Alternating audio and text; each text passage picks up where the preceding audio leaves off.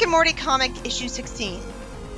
We start out with Morty returning from an adventure mad at Rick, saying that's the last time and he doesn't care about anyone but himself.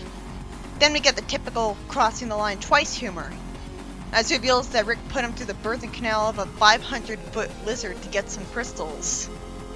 So at first it starts out pretty serious, having the inevitable negative consequence of Morty getting sick of Rick using him for his adventures, but then it's revealed that he went through a kind of amusingly silly mishap. Rick misses the point and says that the ovary crystals he got are really valuable money-wise. Again, why should Rick care about that when he can just create a portal in a bank vault or mansion and get all the money he wants without anyone ever knowing how it disappeared? The Galactic Federation's after him the whole series, and yet they barely ever find him and try to arrest him. So at that point, who would arrest him? Morty finally tells him that he should use his science to help people, lampshading his missed potential as a genius. And Rick tells him that the only way everyone's needs and happiness could be filled would be if everyone individually seek their own needs and happiness. But that leads to war, conflict with other people, which leads to less happiness overall, so his argument doesn't really work. He says altruism is self-defeating, and he should at least try harder to explain his point with it, which is probably that he doesn't want to suffer with being selfless and self-sacrificial to humor other people. What he should have said was that he's just one person, and you can't please everyone. Literally everyone, for a better argument, since there's infinite universes out there. I don't see how it's self-defeating, but I guess since a genius obviously could make a better constructed argument, it's more that Rick is as usual too lazy to fully explain himself to someone he knows will never agree with him anyways. If the point of the panel was for the writing to finally lampshade the biggest problem with Rick, I think it would have been better writing for Rick to have a more understandable argument. Morty at least lampshades that that's selfish people talk, and Rick reveals, as I expected, that he's not trying to argue the subtleties of the philosophy with someone he thinks is stupid. He thinks Morty's philosophy is, I guess a sock would work. I guess that's his way of saying he's stupid. Morty says that the only two role models he has are him and his dad, and he lampshades that his dad's such a simpleton that he doesn't know what lessons he's teaching him. And we promptly see Jerry ask him if he's seen his Titanic trading card set. That doesn't make him an idiot. A lot of people have hobbies that feel more fulfilled. Although what is idiotic is that he's wasting tons of money on trading cards he'll probably never get to trade or play with other people, when he'd be happier spending money on video games instead. So it was a more subtle way of portraying him as an idiot that's actually believable for a change. For once, Rick admits Morty's right because he would rather be the better role model to him.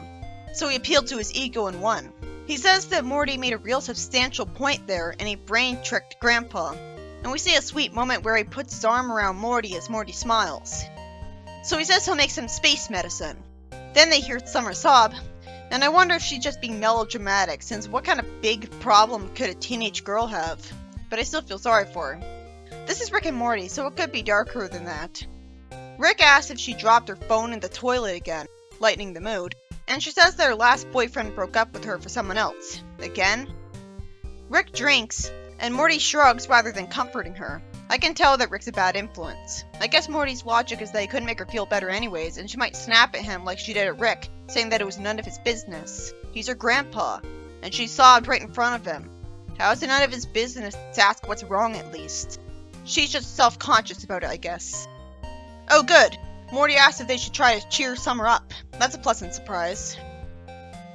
Rick's condescending to him for being so nice, and he wonders if he should bring Summer along on the adventure with them to cheer her up, even though he just complained that he's sick of going on adventures with him, so he should know how unlikely this will be to cheer anyone up. But since this is an adventure where he's intending for Rick to do good instead of his usual overly convoluted get-rich-quick schemes, it makes sense that he'd think this adventure would cheer her up. But Rick has a good point by saying that she's crying and he has enough of that with him around. At least this means he's not sadistic. It proves it because if he was sadistic, he'd love crying instead of hating seeing it from being uncomfortable. In fact, he even says that he doesn't even want to see Jerry knee-deep in sobbing. So while this panel does reveal that he threw out Jerry's trading cards with no good justification, as if anything this would just make Jerry buy more, at least it was nice of him to not want to upset Jerry. Summer complains that no one wants her, and Rick says that the only reason humans are drawn to each other is a hormonal need for reproduction, even though he can't reproduce with her, so I guess his overall point is she's related to him, and the species needs to feel compelled to spend time with their children to raise them correctly. Morty snarks at him that he's not being helpful, even though he's technically right. And he says that monogamy is a joke, because only 11 out of 10,000 creatures on Earth mate for life. I'm pretty sure there are way more than just 10,000 creatures on Earth. That would be evolutionarily impossible. He said something like, so maybe he was really not being specific, and 10,000 was just the number. He does a good jab at people who think the moon landing is fake. And Summer says that she does want to come along. Rick is sarcastic about how long this has been dragging on, and then tells Morty he was being sarcastic, and we cut to a planet called Flarbalon 7, which is completely deserted, which is why he comes here all the time to get a little peace and quiet. Makes sense of him. I guess what he means is it's devoid of intelligent life, the kind he would be sick of. Because if it couldn't support any life, they wouldn't be able to breathe on it because no plants would be producing oxygen for them. So if no one lived here, the planet must have been named by people outside of the planet. So how does Rick decide which of the many names from many alien races to stick with? I guess he always sticks with the first name he heard, which would probably be the most common one. He says it's his favorite place, and he slept off a lot of hangovers here. Again, that makes sense, it's another way he's smart. I love that the minute they show up on this planet, Rick explains to us what makes it unique, so we care about it. After Rick looks annoyed at Morty for smartly being genre-savvy and smirking about it, I giggle at Summer's relatably snarky response to the whole Mega Seed story from the pilot episode. And Summer says she's just gonna sit in the spaceship. So she changed her mind about going on an adventure already? Well, the only reason she came along was because right now she doesn't want to be on the same planet as her ex-boyfriend. So that's why she doesn't just come home. One of the good things about Rick and Morty is that it doesn't waste our time with typical boring subplots about Summer's mundane high school life for padding. We don't need to see who Brittany is, we can just assume she sucks and move on to more interesting stories. Rick warns her to not touch the green flowers because they'll make her bones lose all rigidity for an hour. And I smile a lot and kinda giggle when he says that's not as fun as it sounds. Why did he think it would be? That was silly. He tells Morty to grab a shovel so they can make his medicine. Morty stays charmingly optimistic by saying that digging is better than the usual methods they use, and it's a little elbow grease to save the day. He then reveals that they're not using the shovel to dig, but to knock giant flying cloud seals out of the air. That's convoluted and stupid comparing to using a harpoon. Shovels are a ground-based weapon. You'd think he would insist on using ray guns like normal. Anyways, he reveals that the Pemps have a stomach fluid that could cure about anything. That's impossible.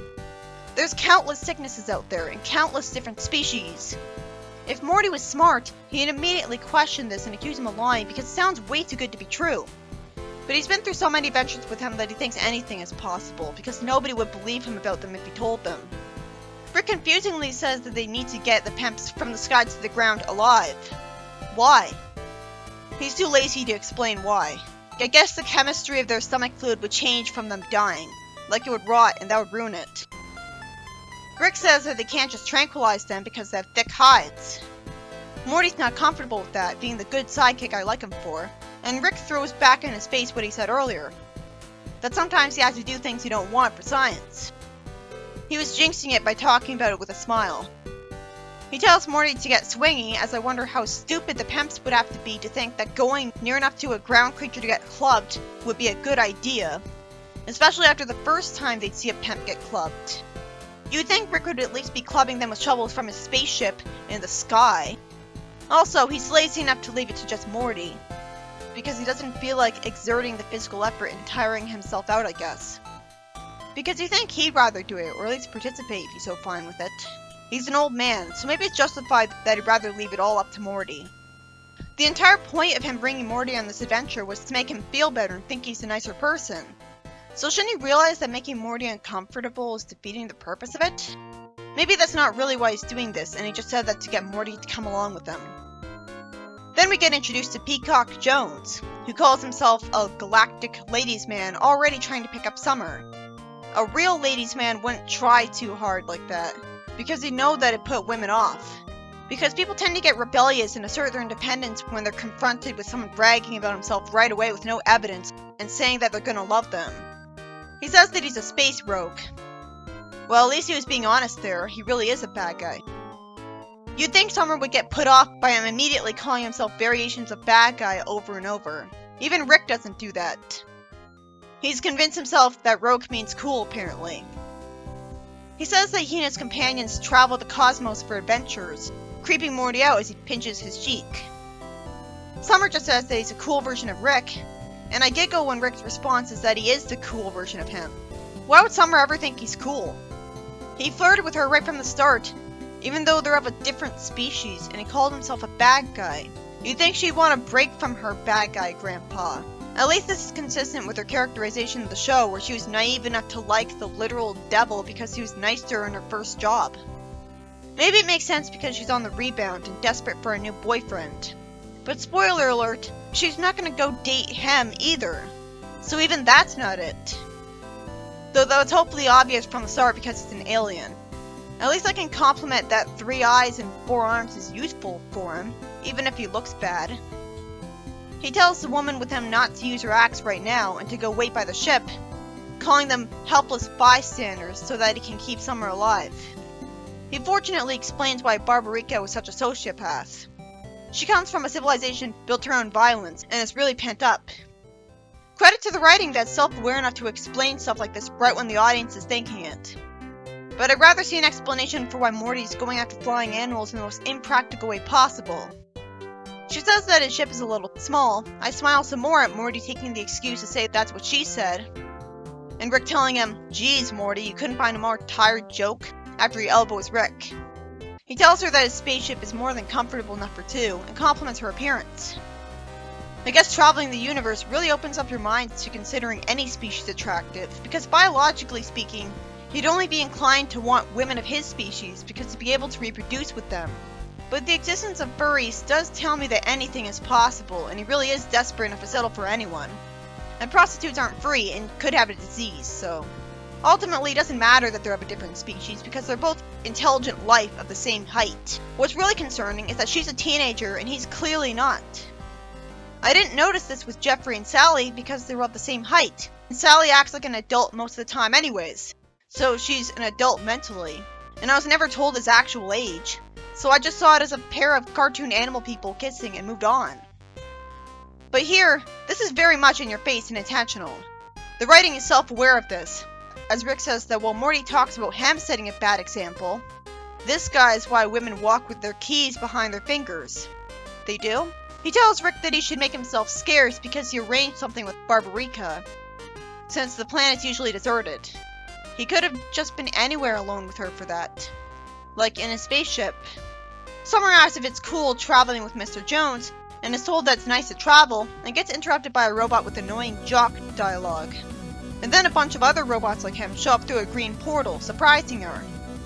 And confusingly, Rick blames Summer for bringing them here.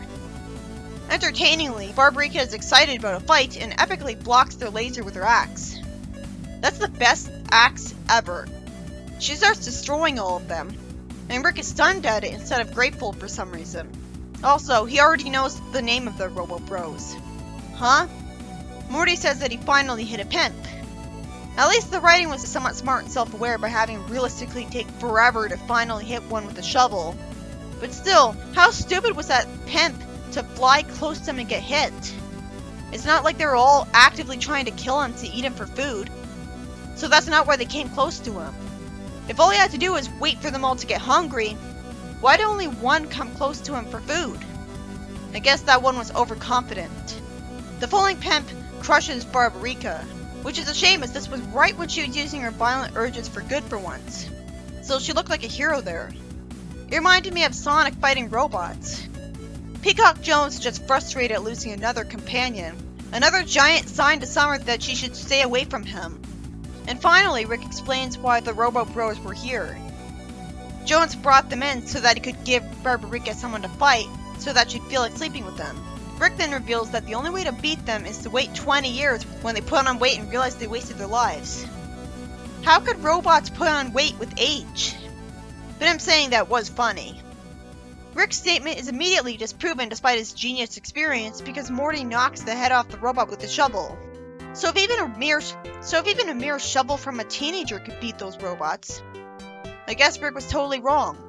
which could make sense if his knowledge was out of date, or this particular robot was made of flimsy materials compared to the rest for some reason.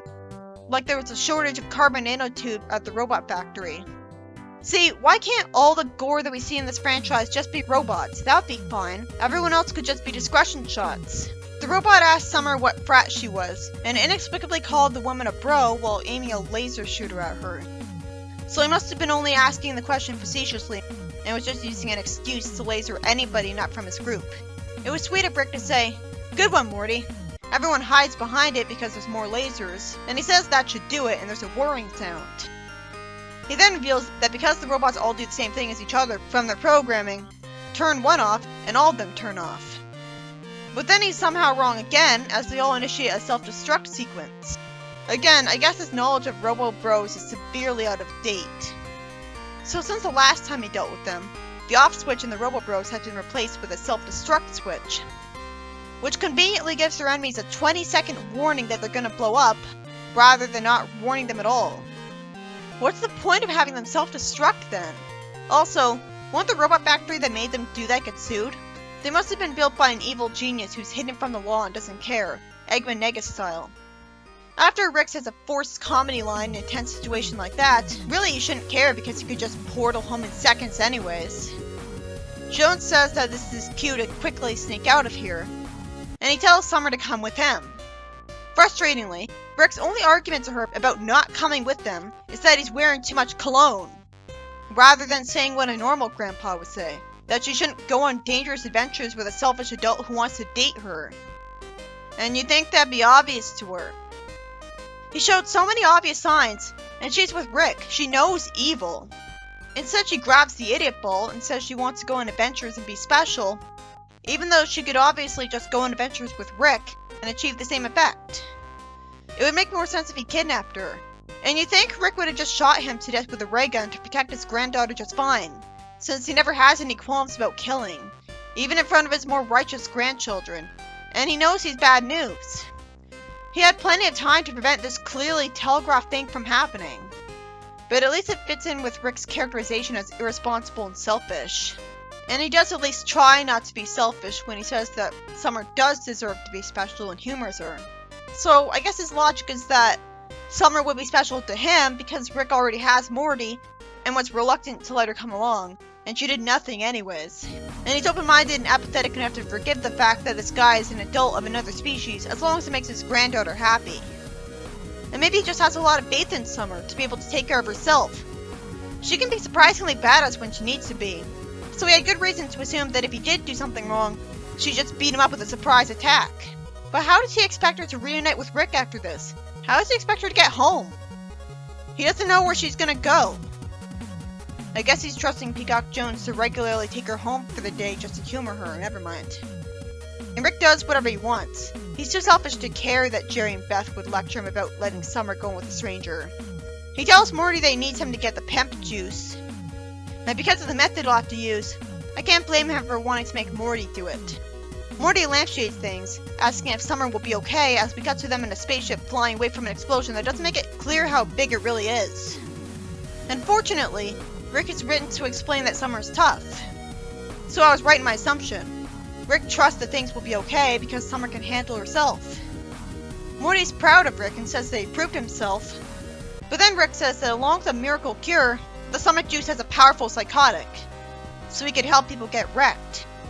So even though he could also make money off it being a miracle cure for things, he'd rather make money illegally and get himself in trouble by using it for a less overall profitable thing. I'm pretty sure there are much less people willing to damage their bodies getting high with a rare psychotic than there are sick people who would do anything for a cure to benefit themselves. I'm pretty sure the demand would be way higher for miracle cures to everything. I guess the title should have spoiled that he'd do this eventually, but that doesn't necessarily guarantee that he'd go straight to this, instead of at least using the miracle cure a little bit, or using the miracle cure and selling drugs.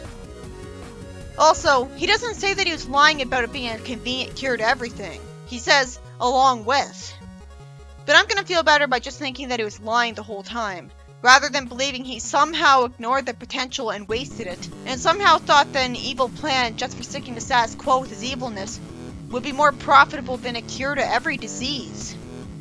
You'd think if the Pemps were so famous for being a cure to every disease that Rick knew about it, and he would have had to have gone out of his way to research Pemps himself for no reason to be the only one who'd know about it, then the Pemps would have already been made part of ranches that would breed them endlessly, so that there would always be a huge supply of them out there to meet demand. But apparently, because the same stomach fluid that's a miracle cure can also be a drug, I guess that makes that cure illegal by association, and that's why they aren't all on ranches. Because the ranches would be too illegal to have them all be preserved that way. And that's a real shame. It comes out of nowhere just to make Morty disappointed in Rick. This story was about Morty wanting Rick to do good for a change, finally lampshading that's wasting his genius. And after Rick says that being good is stupid without telling us why, he brings Summer and Morty to go clubbing some giant cloud seals with a shovel so they could use their stomach fluid for a cure for all diseases. But of course, since it's a dark comedy series, it can't be as good as it seems. So it turns out that cure is inconveniently also able to be made into a drug. So Rick goes with that idea instead, even though it's illegal and will just get him in trouble. You'd think the Clackspire Labyrinth ordeal would have scared him straight of this kind of stuff, just because he's a bad guy and is already known for doing evil plans. It always frustrated me that this happened because it comes out of nowhere as a diabolus ex machina to enforce the status quo on us. There's no real reason that the same kind of guy who would let Morty cash in a Morty adventure ticket every 10 adventures just to humor his grandson would arbitrarily refuse to do good with his science and go out of his way to avoid it. There's no way a miracle cure for all diseases would ever be possible, because every disease and species is different. We can't even have a cure for the common cold because there's so many different strands of it. So it should have been explained that Rick was lying about it being a cure as a clever way to trick Morty into helping him. Because that'd be more logical and make Rick look smart, instead of an idiot. And there's no way an illegal drug would have more appeal and thus be more profitable than a cure to everything.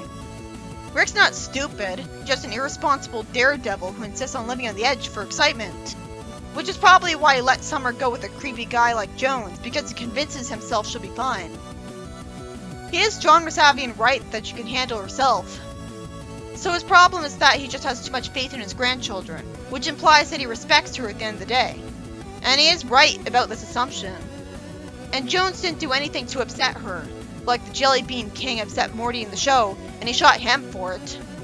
But here, Jones didn't hurt her or anything in front of him.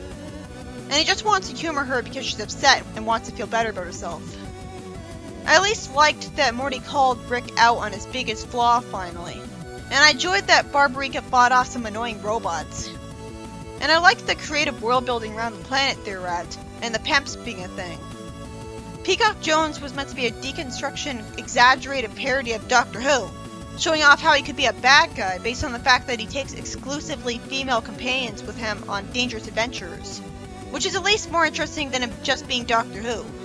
But Summer wouldn't be stupid enough to ignore all the obvious signs that he's bad news, rebound or not. Rick could have easily protected his granddaughter in seconds, and someone like him wouldn't need an excuse to kill someone he doesn't like. So he must have really felt like humoring his grandchildren for once to have held back against them. They really are his morality chains, but sadly not to the extent that Morty and I want. I guess it makes sense that she didn't stay in the spaceship because it'd be boring to do so. The comic immediately squandered the interesting story potential of Rick trying to do good for a change. Although he did technically get that with Head Games, because his whole plan there was to prevent his universe from being destroyed like 2 other ones were. So at least he was a hero there. We need a lot more of that, because he's the protagonist. It just makes zero sense that Rick would primarily be about using his science for get-rich-quick schemes, when he could get all the money he wants by simply teleporting to money and stealing it. You think someone as smart and genre-savvy a protagonist as Rick would know better than to rely entirely on overly convoluted evil plans, instead of using the simple solution to get what he wants. If he can teleport to jewels and steal them, he can teleport to money too. It's just as easy. I guess it's all about the fun of the journey, not the destination then. Because with all of his life experience, he should know by now how he easily can get money directly, and he just thinks it'd be too boring. And maybe too likely to get the police looking for him compared to him getting stuff and selling it on the black market. But that'd be just as likely to get the police after him. So it's frustrating because What does he actually want with money anyways? Even in the first issue, we didn't see what he was spending all the money he got on. So he barely has the motivation when he does have an evil plan, from what I'm seeing of the comic. So for once, Morty was a lot smarter than Rick. Rick's argument for not being good has to be that he barely accomplished anything considering how big the multiverse is, and so he's discouraged from even trying. But you'd think someone truly proud of himself would be proud of anything he accomplished, no matter how small.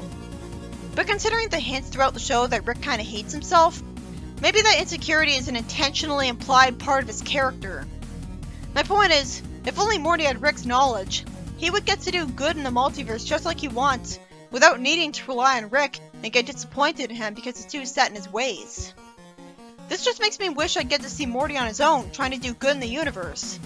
Like if he was truly in charge and got to have some of his own adventures. But he needs Rick with him to protect him. I can handle Rick having evil plans. A villain protagonist isn't a concept that's doomed from the start, but what's annoying is when those plans are stupid so that I can't see why he's doing them. So it's just illogical enough to be distracting. At least with bad guys who want world domination, it makes sense because everyone gets frustrated with how the world is sometimes and wants solutions to its problems. So all it would take would be someone arrogant, entitled, and capable enough to actually try to be the one to fix things. We're lucky Rick isn't like that, because he could easily take over a planet if he wanted to. But I guess he's smart enough to know he wouldn't want to deal with all that work making even the tiniest of decisions. So that wouldn't make sense as a motive for him either, because he's too smart for that. And plus, taking over a planet would be a giant flag to the Galactic Federation looking for him if they ever stumble across that planet. Because they'd immediately know where he is. It'd actually make more sense for Rick to want destruction, since he's a cynical nihilist. But that would be too unsympathetic. And of course Morty would stop him, as the beginning of the first episode showed, where he tried to destroy humanity because he got drunk. Come to think of it, it really does sound like it's hard to come up with an evil plan that would be smart for Rick to do. The only motive I can find that makes sense for Rick, destruction, is just going overboard anyways, and we wouldn't want to see that for him all the time. And again, even if he did destroy one planet, that's just one planet out of an infinitely gigantic multiverse. So even that wouldn't really be making a difference, so even that is pointless. So no wonder he doesn't try to do that a lot. It's just a bit annoying that even Eggman always has a better motive for what he's doing than Rick, who apparently just likes overly complicated ways of making money without a job. Plenty of people want money, even if they don't know exactly what they want to spend it on. I don't envy the writers. It really sounds like it'd be hard to come up with plans for Rick to have that make sense.